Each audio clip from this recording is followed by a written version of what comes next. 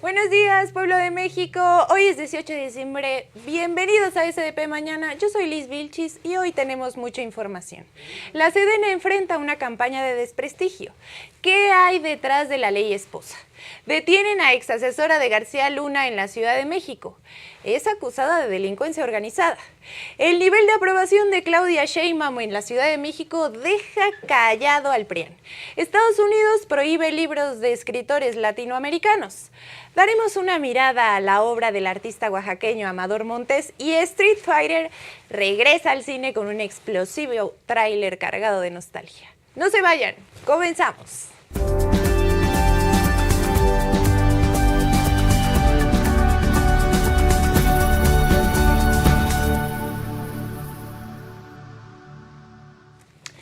La Secretaría de la Defensa Nacional cierra el 2025 con dos frentes abiertos.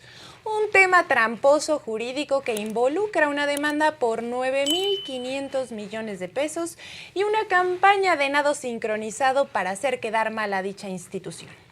Le cuento que todo esto empezó esta semana cuando el periódico Reforma publicó una nota donde informó que un juez federal condenó a la Defensa Nacional a pagar 9.500 millones de pesos a la empresa Security Tracking Devices, propiedad de José Susumo Alzano, quien presentó una demanda para exigir el pago de contratos otorgados entre 2010 y 2012 que después fueron cancelados por la dependencia. Y miren nada más que se dé una idea nada más del tipo de personajes que estamos hablando. Le cuento que José Susumo, imagínate que te llamas tú José Susumo, no, mejor no. Él fue condenado en 2017 a 3 años de cárcel en California por su supuesto involucramiento en las aportaciones ilegales a campañas políticas. Además, los contratos cancelados por la Sedena, por cierto, en el gobierno de Enrique Peña Nieto y que fueron firmados en el gobierno de Felipe Calderón, unas fichitas, estaban relacionados al uso del software de espionaje Pegasus. Así es. ¿Se acuerda que justo en el sexenio de Peña Nieto se destapó el escándalo del uso de Pegasus para espiar periodistas y políticos de oposición al PRIAN? Pues justo la empresa peleadora con la Sedena tenía que ver con este software. Pero bueno, regresemos al caso. Resulta que tras el pleito de la empresa contra la Sedena, un juez decidió en marzo de 2024 que el general Pedro Bonilla Muñoz, en su carácter de jefe de la Unidad de Asuntos Jurídicos, no acreditó de manera correcta su personalidad como representante de la dependencia, lo que significó el primer revés para el gobierno en este caso. Luego, en julio de 2024, un juez de apelación rechazó la solicitud de la Sedena en el caso porque supuestamente presentaron ese recurso fuera de tiempo, lo que puso en más problemas a la defensa. Ahora, ¿qué pasó? Pues trascendió que el 2 de diciembre la Sedena presentó otra apelación en el caso, pero aparentemente esta no tendrá efectos debido al tema de la personalidad no acreditada. O sea, que por temas burocráticos y de trámite, el Poder Judicial, previo a la reforma de la Cuarta Transformación, condenó a la Sedena a cubrir 9.500 millones de pesos reclamados por la empresa de espionaje. Aunque no existe certeza respecto a la sustancia de la demanda, pues las resoluciones a favor se concentran en este supuesto desfase de tiempos y procesos. Pero más allá de eso, y como era de esperarse, en medios de comunicación como Reforma y en redes sociales, se desató una campaña de nado sincronizado en contra de la Sedena para acusar un supuesto errorcito que podría costarle casi 10,000 millones de pesos a la hacienda pública. Algunos de los que se subieron al tren sin ver por dónde fueron, personajes como el resentido Mario Di Constanzo, que denle un tafilo o algo, porque el señor está muy malito de sus emociones, que ya sabemos que es súper anti-cuarta transformación, y quien también es súper anti-cuarta transformación es el señor José Díaz, también el periodista Jorge García Orozco. Yo le digo, si no lo conoce, es ese personaje que se hizo famoso por buscar fotos de ropa cara en Google para después exhibir a políticos, así como cuentas de X asociadas a la oposición. La verdad es que ni discretos fueron, pues todos publicaron sus mensajes con el corte de la nota de Reforma y acusando supuestas omisiones e incompetencias en la Sedena, cuando aún el tema jurídico está en desarrollo. Y es que la presidenta Claudia Sheinbaum ya se pronunció sobre el caso al asegurar que Reforma, pues siendo Reforma, le faltó publicar hechos importantes como que un tribunal colegiado ya reconoció la personalidad jurídica de la dependencia y ya podrá realizar su defensa a cabo.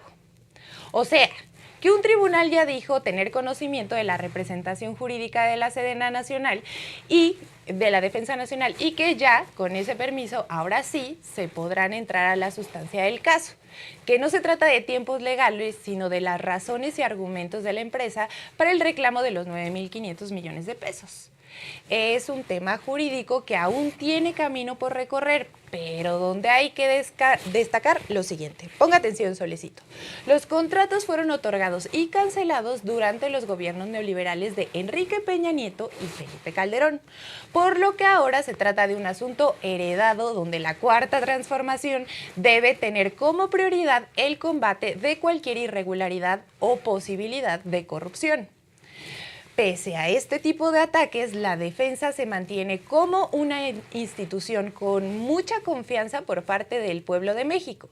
Y es que ahorita los opositores ya ni se acuerdan de las lluvias de octubre, donde la Defensa Nacional fue el protagonista de la ayuda que se le otorgó a la gente. Y la verdad es que se rifaron de una manera muy destacable porque trabajaron de manera ininterrumpida en 5 estados durante toda la contingencia.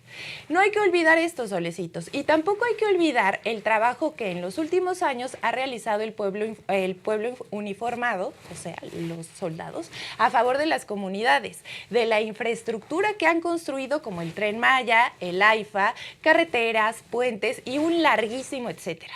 Además de que son un orgullo nacional. Veremos en qué acaba todo esto, pero la Defensa Nacional ya tiene ahí carnita para defenderse y no le vamos a pagar nada a Pegasus, porque además, ¿cómo es que una empresa demanda al gobierno por una indemnización cuando esa empresa se dedicaba a espiar a opositores? En ese momento, como Carmen Aristegui, a Andrés Manuel López Obrador, no hay que olvidar, solecitos. Y pasando a otros temas.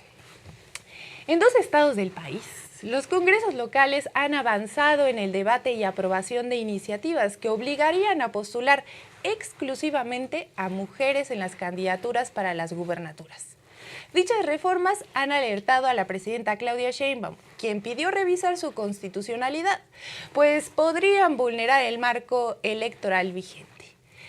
Es en San Luis Potosí, gobernado por Ricardo Gallardo del Partido Verde, y en Nuevo León de Sammy García, con Movimiento Ciudadano, donde las propuestas conocidas como la Ley Ruth y la Ley Mariana, respectivamente, han sido nombradas como la Ley Esposa, pues facilitaría la sucesión política de los actuales gobernadores en favor de sus esposas. En el caso de San Luis Potosí, Ruth González, y de Nuevo León, Mariana Rodríguez. Y usted se preguntará, y yo le contestaré, ¿de qué van estas iniciativas? Pues el debate sobre estas propuestas escaló el fin de semana, luego de que en San Luis Potosí se aprobó en el Congreso la iniciativa impulsada por el Consejo Estatal Electoral y de Participación Ciudadana que establece la obligación de registrar únicamente a mujeres como candidatas a la gubernatura en el proceso electoral de 2027. El documento aprobado señala que los partidos políticos, coaliciones y candidaturas independientes solo podrán postular mujeres, bajo el argumento de garantizar la paridad de género y el principio de alternancia, que obliga a que el siguiente periodo sea encabezado por una persona de género distinto al del gobierno saliente. La Ley Ruth fue presentada en el Congreso el 11 de diciembre y aprobada apenas hace 3 días, lo que generó críticas por el fast track y el beneficio que tendría Ruth González en la competencia electoral. Ahora se encuentra como senadora, pero quiere ser gobernadora. Y ahí tiene a su esposo. Pero bueno, esto es un claro ejemplo de nepotismo, Solecitos. En Nuevo León también se busca la aprobación de una iniciativa que obligaría a postular mujeres para la gubernatura en el próximo proceso electoral. Pero aquí la cosa está un poquito más complicada, pues Movimiento Ciudadano no cuenta con la mayoría en el Congreso. El tema llegó hasta la conferencia de prensa mañanera de la presidenta Claudia Sheinbaum Pardo, quien en reiteradas ocasiones se ha pronunciado en contra del nepotismo. Y ella misma impulsó la ley que establece que a partir de 2030 no pueden postularse a cargos públicos parientes hasta el 4º grado para el mismo puesto. La mandataria federal dijo que le solicitó al coordinador de la política de presidencia, Arturo Saldívar, revisar si ambas leyes locales se apegan al marco constitucional. Quien también criticó la ley esposa fue el diputado Ricardo Monreal al señalar que estas iniciativas están orientadas para favorecer determinadas mujeres. Y sí, aunque todos sabemos que aún no se resuelve el lío de su hermano menor, Saúl Monreal, quien buscaría ser el sucesor de su otro hermano, David Monreal, aunque claramente la dirigencia de Morena ha establecido que a nivel interno el partido no permitirá candidaturas vinculadas al nepotismo a partir de 2027. Y precisamente hablando de Zacatecas, hace unos momentos Saúl Monreal aseguró en entrevista radiofónica que pone su militancia de Morena por encima de sus aspiraciones personales. En declaraciones a Azucena Uresti, Saúl indicó que si en este momento no es útil al movimiento, lo entenderá. Y reveló que hasta ahora ningún partido fuera de Morena le ha hecho un ofrecimiento formal para ser su candidato a la gubernatura. Por su parte, la presidenta nacional de Morena, Luisa Alcalde, anunció una posible acción de inconstitucionalidad en contra de estas leyes, pues consideró que no debe de restringirse el derecho del pueblo a elegir a sus representantes. Vamos a ver lo que dijo Luisa Alcalde. ¿Qué opinas acerca de que algunas esposas de algunos gobernadores quieran postularse para las gubernaturas, incluso que ya se le conozca como ley esposa a estas posibles postulaciones para las próximas elecciones? Nosotros hemos tomado una determinación en Morena, aunque la reforma constitucional, que por cierto ya es una reforma constitucional, va a aplicar hasta 2030 para que no haya ninguna sucesión de cargos públicos de familiares. Aunque eso va a aplicar en 2030, nosotros en Morena hemos determinado que lo vamos a aplicar ya para la siguiente elección. En el 27 no vamos a llevar familiares en la boleta. Y no estamos de acuerdo en que eso se legisle de esa manera. Incluso nosotros estamos preparando ya una acción de inconstitucionalidad que habremos de presentar porque consideramos que es inconstitucional que no se le permita a la gente decidir con libertad. Y ojo, Solecitos, que aquí también hay que ver qué tan conveniente es la llamada ley esposa.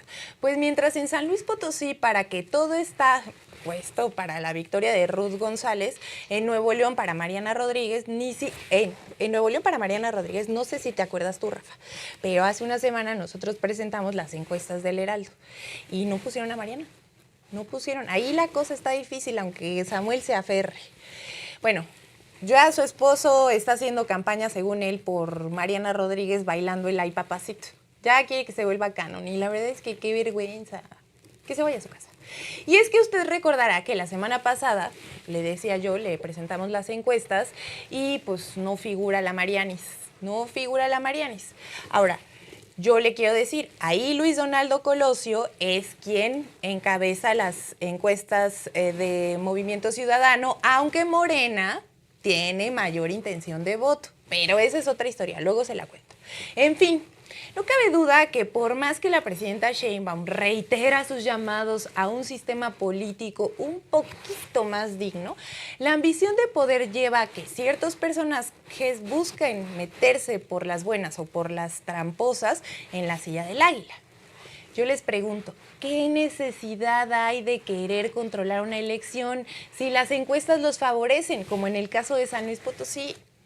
Aquí lo que está más que claro es que se encuentran obnubilados por el poder y que en vez de jugar limpio, se empeñan en hacer cochinadas.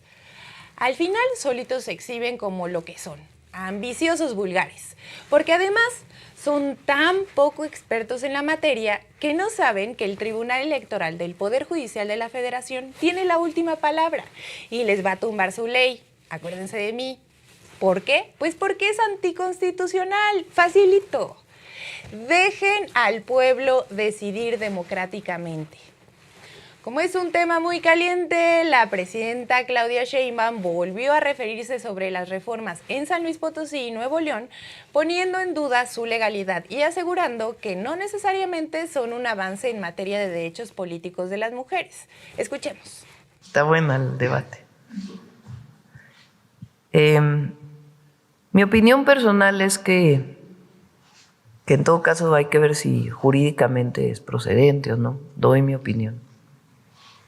Es que el Instituto Nacional Electoral ya definió un esquema para que haya paridad siempre en los candidatos, candidatas a gobernadores, gobernadoras de los partidos.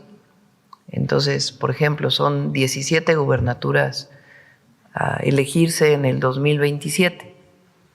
Entonces el INE dice, tiene que garantizarse que la mitad, en este caso son 9, que es la mitad más 1, es decir, siempre tiene que haber mayoría mujer. 9 tienen que ser candidatas mujeres y 8 tienen que ser candidatos hombres. Con eso ayuda a la paridad. Gracias a eso hay más gobernadoras mujeres. Hoy una buena cantidad de mexicanos y mexicanas, aparte de la presidenta, están gobernados en los estados por mujeres.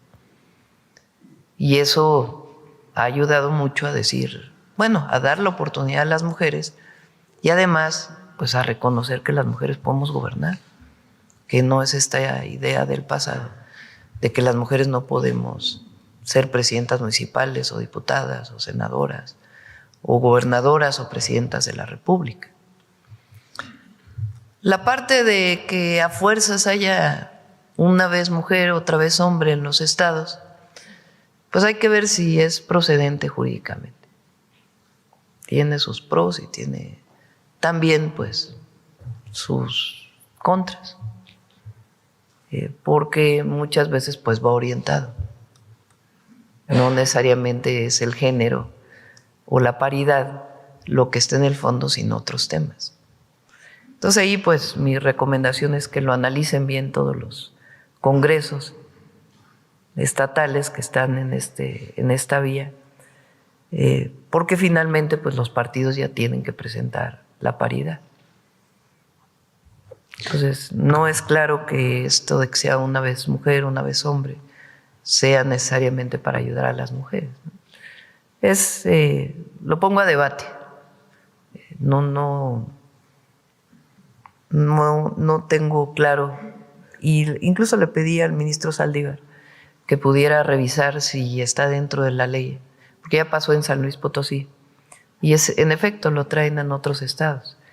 ¿Qué tan, si es jurídicamente viable o no? Más allá de que lo impugne un partido político u otro.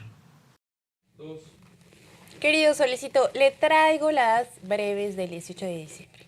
No sin antes decirle que la primera nota va a ser, mire, un cerradón de boca para los opositores, porque no se han cansado de estar en los debates diciendo que ya Chole García Luna y que ni fue tan malo. Porque hoy le digo que otra vez, aquí le presentamos hace una semana y siguen cayendo personas involucradas en el fraude de las factureras de Víctor Manuel Álvarez Puga y, ¿quién creen? Genaro García Luna.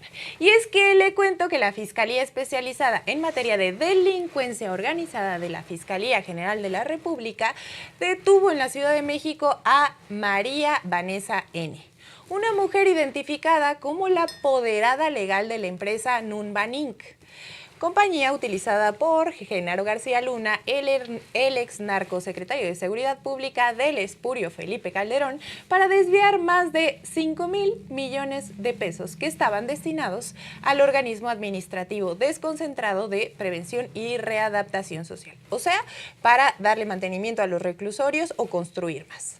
La Fiscalía detalló que María Vanessa se desempeñó como asesora de García Luna y que fue detenida por su presunta responsabilidad en delitos de operaciones con recursos de procedencia ilícita y delincuencia organizada. ¿Nos sorprende, Rafa? No nos sorprende. La detención de esta mujer es parte de la investigación que lleva la Fiscalía desde hace varios años en contra de una red de corrupción y desvío de recursos relacionada con el exsecretario de Seguridad Pública Federal y que involucra también a varios de sus familiares por su posible participación en esquemas de triangulación financiera. Hasta ahora se han emitido órdenes de aprehensión contra más de 60 personas, incluidos parientes y colaboradores. María Vanessa fue ubicada en la alcaldía Benito Juárez de la Ciudad de México por elementos de la Agencia de Investigación Criminal en coordinación con la Secretaría de Seguridad y Protección Ciudadana, la Defensa, la Marina y el Centro Nacional de Inteligencia. La detenida fue puesta a disposición de una autoridad judicial en el Centro de Readaptación Social 16 de Morelos, donde seguirá su proceso. Ahora, yo quiero hacer un paréntesis aquí y quiero preguntarte, o sea, imagínate que a esta señora, ella tenía que pagar el mantenimiento y construir reclusorios. Ahora ella se encuentra en uno. ¿No es karma? ¿Sientes tú? Y entonces va a decir ella, ay, esas instalaciones, ¿qué onda?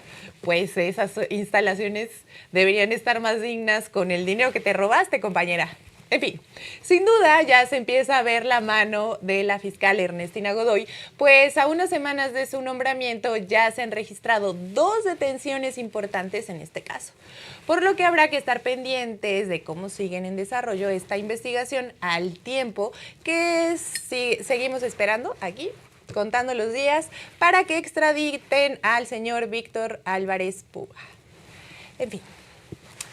Y antes de empezar con esta bonita noticia, porque le digo que yo paso del enojo y luego me pongo muy de buenas, le aconsejo a usted que me está viendo avisarle a su tío prianista, a alguien de la oposición, a la señora del pelo rosa con un podcast, que no vea esto porque va a hacer corajes. Porque pese a las campañas de desprestigio, la Cuarta Transformación se mantiene con buenos niveles de aprobación en nuestra querida Ciudad de México.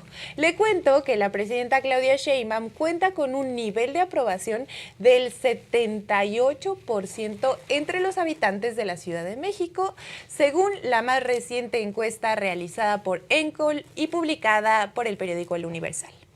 Durante el mes de diciembre, la mandataria federal registró un 78% de apoyo contra un 19% de desaprobación.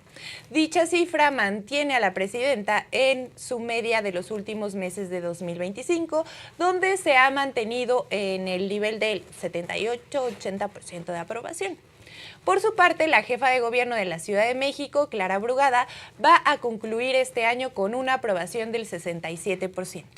En tanto, la encuesta señala que Morena se mantiene como la fuerza política número 1 en Chilangolandia, con una intención de voto del 45%, mientras que su más lejano perseguido es el PAN, con apenas 12% de los apoyos. Y ya ni hablar del PRI, Movimiento Ciudadano, que de los dos no se hace uno, pues el partido de los dinosaurios suma un 7%, mientras que los naranjas apenas y llegan a un 4%. La Ciudad de México siempre ha sido la joya de la corona a nivel electoral, y es que mucho costó que en esta ciudad se pudiera elegir un gobierno. Les voy a recordar, ustedes son muy jóvenes, Coqui, muy jóvenes. Ustedes son muy chiquitos, apenas acabas de votar por primera vez, yo lo sé. Entonces, en 1997, en un lejano, tú todavía ni nacías, llegó la democracia a las tierras de las quesadillas sin queso, con el triunfo de Cuauhtémoc Cárdenas como el primer jefe de gobierno elegido democráticamente para el entonces Distrito Federal. Y de ahí para el Real, porque el segundo fue nuestro querido expresidente Andrés Manuel López Obrador. Estas cifras dejan en claro que pese a que el poder económico se concentre en esta ciudad y el ataque a la cuarta transformación viene desde aquí se paga, el respaldo popular se mantiene firme con Morena, pero sobre todo con la presidenta Sheinbaum, quien ha consolidado como una figura a seguir por el pueblo y en una autoridad de respeto y apertura con empresarios, con el pueblo de México, con todos los sectores. Aunque ya sabemos que siempre hay alguien que quiere arruinarlo todo, algunos necios por ahí que insisten en no pagar sus impuestos y en hacerle las contras y decir que todo está mal, pero no. La gente reconoce a la presidenta como una verdadera líder y le da su aprobación. Esto que le voy a contar, mire, voy a pasar de la alegría a la zozobra, algo que asusta, por decirlo menos. Porque este tema es inquietante por lo perverso del hecho. Y es que cada vez hay más indicadores de que estamos regresando al oscurantismo. Y usted dice, está exagerando. No, no estoy exagerando. Estamos regresando al oscurantismo, a la persecución, a la prohibición y a la censura. Al racismo más recalcitrante y, cómo no, a la cacería de brujas. Y el gran inquisidor no podría ser otro que Estados Unidos. Y es que la censura literaria en Estados Unidos ha alcanzado niveles que no tienen precedentes. Así lo advierte la organización literaria PEN América, dedicada a la defensa de la libertad de expresión, al alertar que nunca antes tantos estados de ese país habían aprobado leyes o regulaciones para facilitar la prohibición de libros en bibliotecas escolares y públicas. De acuerdo con el informe más reciente de PEN América, la supresión de títulos no solo se da a nivel local o estatal, sino que también se extiende al ámbito federal como consecuencia de políticas impulsadas durante la administración de Donald Trump. El organismo documenta que más de una tercera parte, es decir, alrededor de 36% de los libros prohibidos, presentan personajes o personas de color, entre ellos latinos. Entre las obras vetadas se encuentran clásicos de la literatura latinoamericana como 100 años de soledad y El amor en los tiempos del cólera de Gabriel García Márquez, La casa de los espíritus de Isabel Allende y Como agua para chocolate de Laura Esquivel. Estas obras han sido retiradas por considerarse inapropiadas, imagínense, ya sea por referencias sexuales o por críticas al capitalismo y al colonialismo. Y en esta oleada de censura libresca en Estados Unidos, una cuarta parte de las obras censuradas incluyen personajes o temas relacionados con la comunidad LGBT. Yo nomás les recuerdo que los nazis quemaron públicamente libros de autores judíos, pacifistas, marxistas y obras consideradas antialemanas. PEN América titula su informe La normalización de la prohibición de libros y advierte que esta práctica se ha vuelto habitual. Solo entre julio de 2024 y junio de 2025 se registraron 6.870 incidentes de censura en 45 estados y 451 distritos escolares, elevando a 23.000 los casos documentados desde 2021. El informe señala que organizaciones conservadoras han aprovechado el temor de algunos padres para ejercer control ideológico sobre la educación pública. Florida, Texas, Tennessee encabezan esta tendencia, aunque la censura también gana terreno en otros estados y cada vez más a nivel federal, donde órdenes ejecutivas han provocado el retiro de 600 libros en escuelas del Departamento de Defensa. Lo que parece no entender la derecha y en general el pensamiento conservador es que entre más prohíban, más publicidad hacen a lo que censuran. Sin ir tan lejos, ¿se acuerdan del impresentable Carlos Abascal? ¿Tú sabes quién es Carlos Abascal? Bueno, pues este señor, quien fuera secretario del Trabajo en tiempos de Vicente Fox, censuró la novela Aura de Carlos Fuentes por considerarla inapropiada para adolescentes. Y sin querer le hizo un favor a la autora al volverse un éxito de ventas. En fin, Esperemos que a los republicanos en Estados Unidos y a la derecha del mundo les salga el tiro por la culata en cualquier intento de censura y prohibición. Amén. Ay, Solecito, ¿cómo estás? Yo sé que muy bien hoy. Muy bien. Sé que muy bien, que ya se te pasó la ronquera, que ya puedes hablar. Está enamorado el Solecito, ¿eh? Luego le digo, luego le cuento ese chisme. ¿Qué? Voy a hacerle una entrevista y todo. Ay. De cómo se siente que el Sol esté enamorado en estos tiempos. ¿Sí o no? ¿Cómo ves? Sí. ¿Sí estás enamorado? Vemos. Vemos, ok. La canción del día, ¿Cuál es la canción del día? no te la esperas. Es Rosas de La Oreja de Van Gogh. Eso, Rosas de la Oreja de Van Gogh. Aquí ya empezaron a cantar. No la podemos poner por copyright, pero vaya a escucharla. Si está enamorado. Yo se lo dije, pero lo quiere negar, nada más. En fin, este es un tema, usted que me está viendo, que a mí me gusta mucho. Porque vamos a hablar de mi pintor favorito.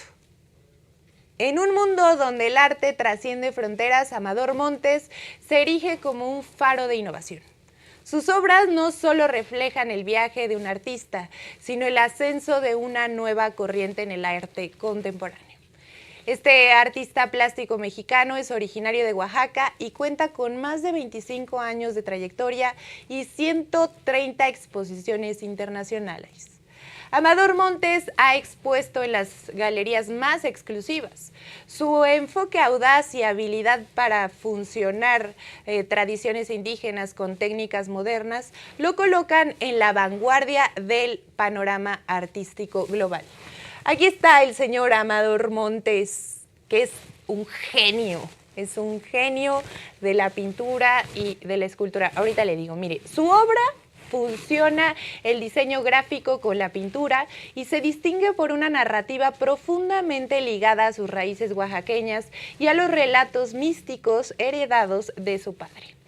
Combina el rigor del diseño gráfico con la libertad de la pintura contemporánea y entre sus técnicas se encuentra el grabado, aguatinta y la serigrafía.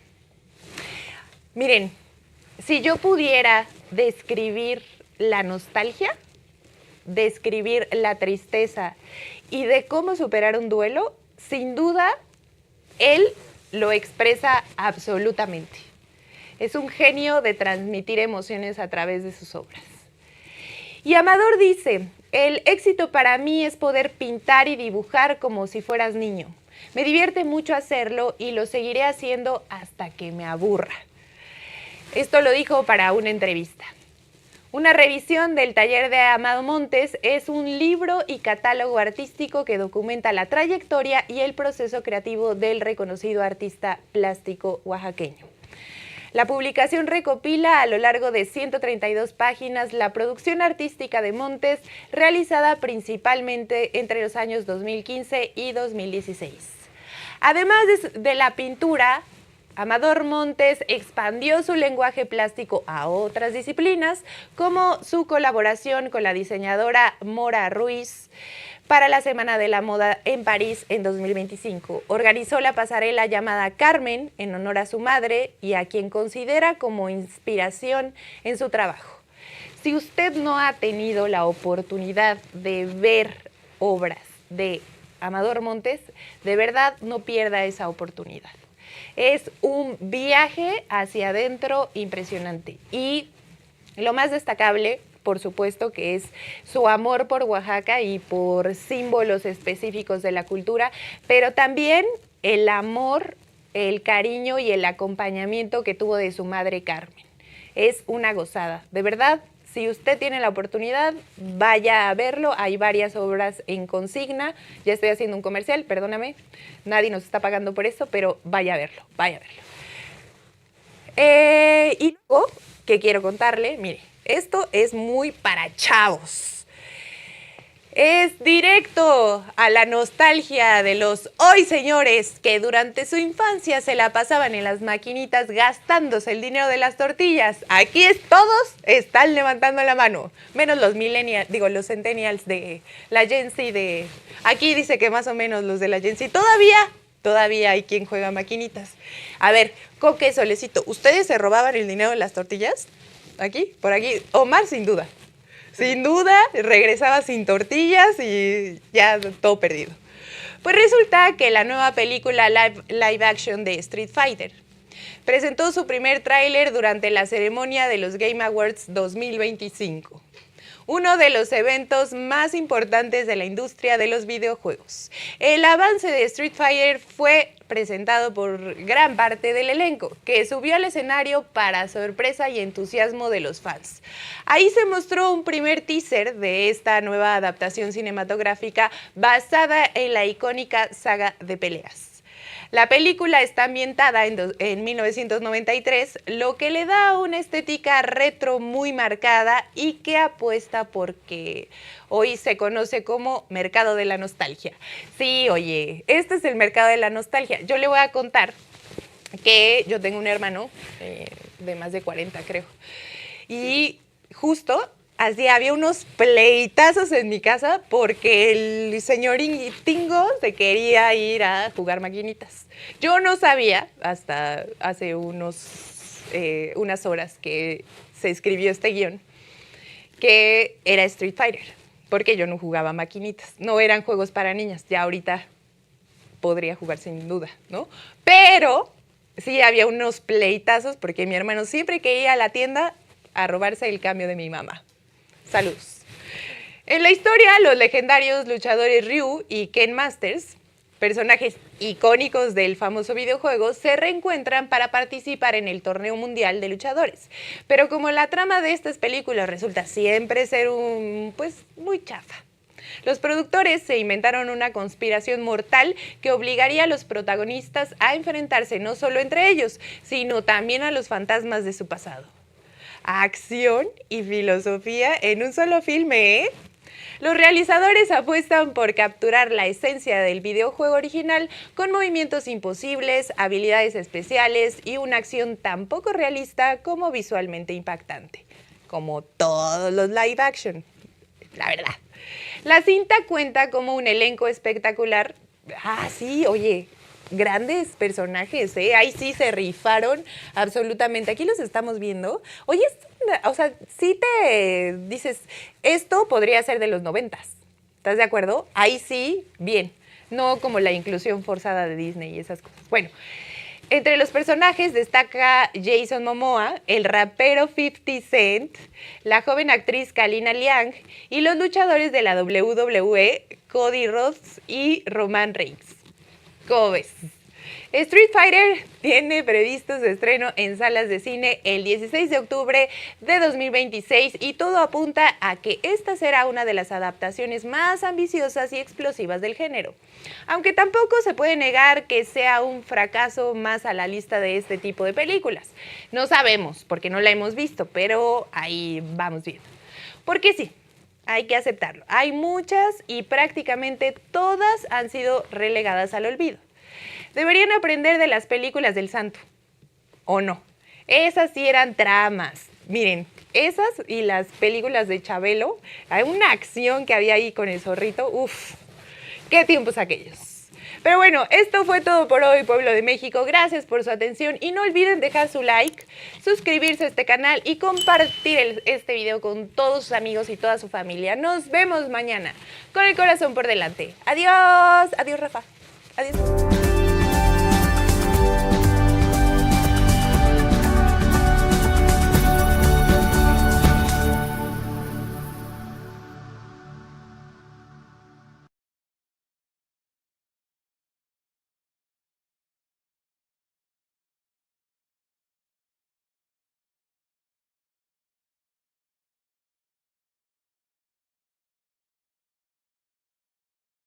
Aquí estaba la novia. Aquí estaba la novia. Estaban ahí de jijiji, jajaja. Sí, deja de estar como de mamá de secundaria, viendo si se abrazan o no. ¿De qué? Ahí andaba Liz. Aquí estaba Brenda. Por eso, pues déjalos tú que... Ah, me está escuchando Brenda. Upsi. Sí, está en la... Sigue live.